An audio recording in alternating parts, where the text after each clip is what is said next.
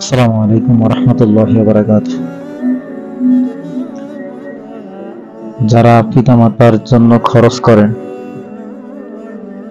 তারা অন্তত এইটুকু ভাববেন যে ওইটা খরচ নয়, এটা আপনাদের সৌভাগ্য।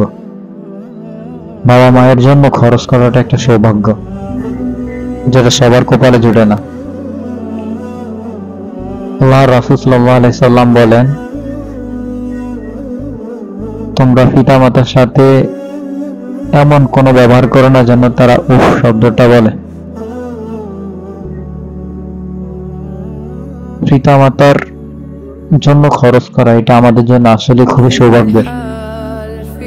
আমরা এটা সদকা হিসাবে, আর একটা হাদিস আছে যে মানুষ যা ব্যয় করে খরচ করে তার ফ্যামিলির জন্য, এটা তার জন্য সদকা হিসাবে জারি।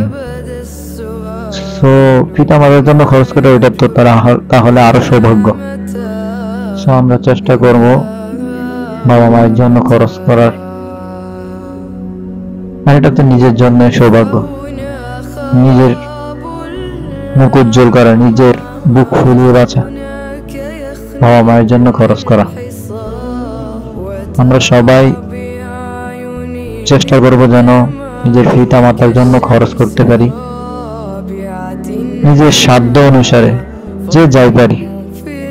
তো সর্বোচ্চ চেষ্টা করব যেন তাদের জন্য আমরা ভালো কিছু করতে পারি।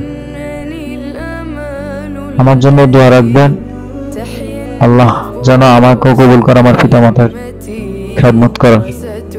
আসসালামু আলাইকুম ওয়া রাহমাতুল্লাহ।